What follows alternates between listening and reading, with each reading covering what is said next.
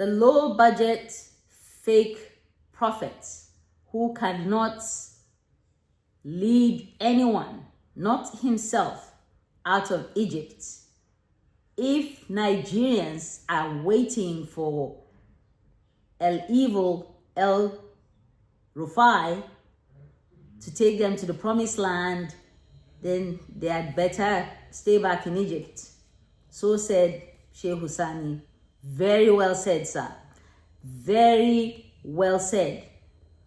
Because there's nothing that this man has to offer but vendetta, vindictiveness, evil, wicked, just pernicious, pernicious incitements of the public. And I'm surprised actually that, Ribadu has left him. And well, the president tries to stay out of the fray, but, it's high time people, got punished, okay, for inciting the public, because this man is emboldened each time he stands in front of a television, okay? Each time he grants an interview, and by the way, I blame those channels that, give him a platform to spew his Fulani hatred. All due respect to Ubasani and Sheikh Husani and whoever, Ribadu, okay? To spew his arrogant nonsense on TV, insult Nigerians, and expect us to, vote for him. It beats my imagination that, Nigeria finds itself in a position where, where we're being lectured to by a terrorist, because that's what he is. He is a terrorist and a sponsor of terror. At least even Sheikh Husani said it yesterday.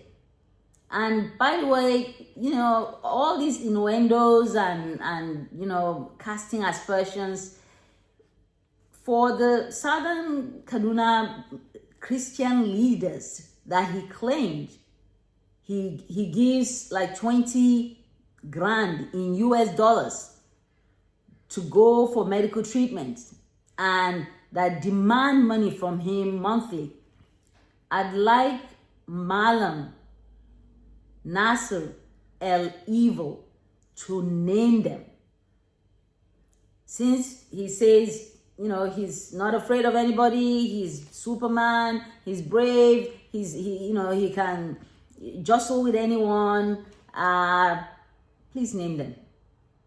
If you are man enough to name them, then I would reconsider, my thoughts about you. But if you are not man enough to name them, then everything that has been said about you is true. It's true. What you're doing right now is what we call projection transference, okay?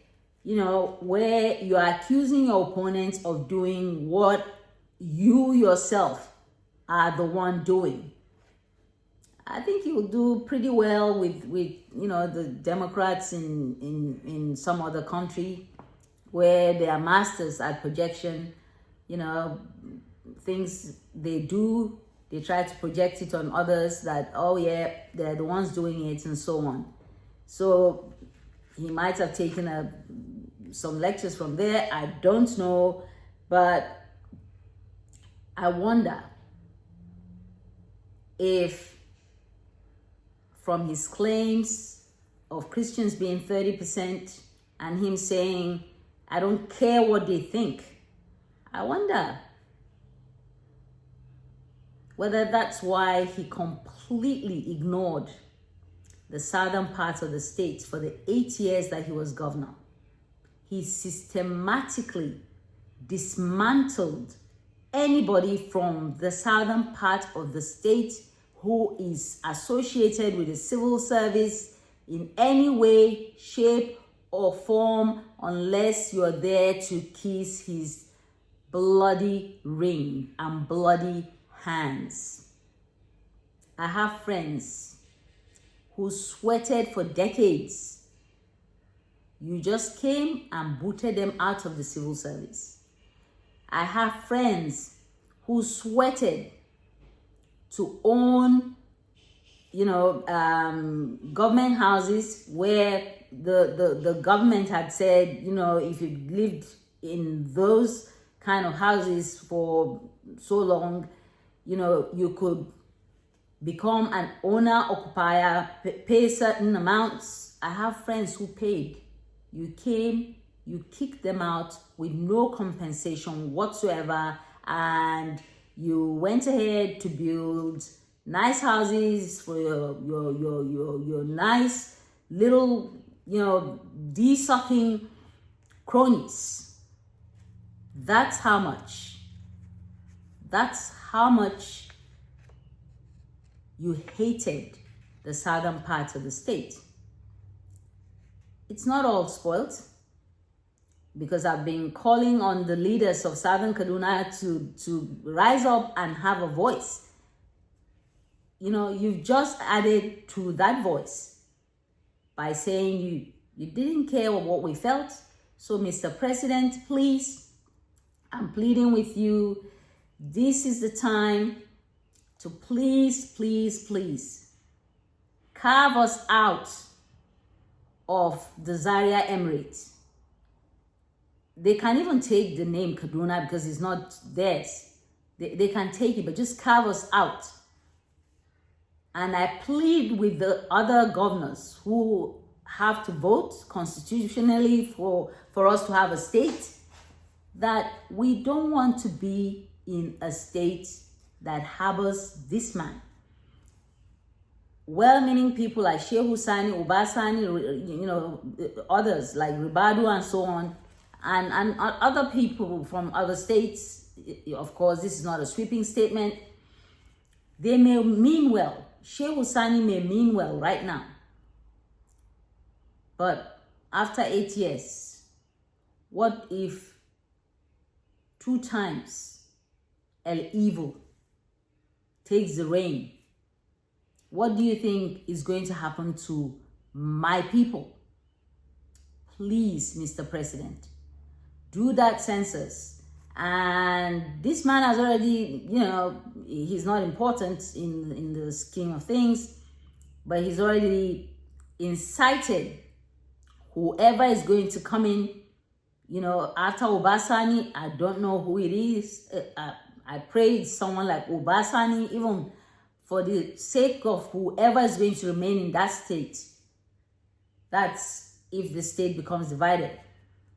Because I am using this forum to plead with Mr. President to please consider carving us out of this contraption called Kaduna State.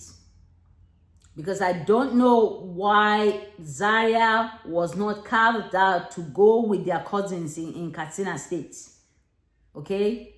And we be left alone to start from the scratch and know where we came from and know where we're going. So, fellow Southern Kaduna people, this is a call. This is a rallying call for your leaders. So, Kapu, this is a major assignment for you guys now. Because El Evil has just said we don't matter in the state.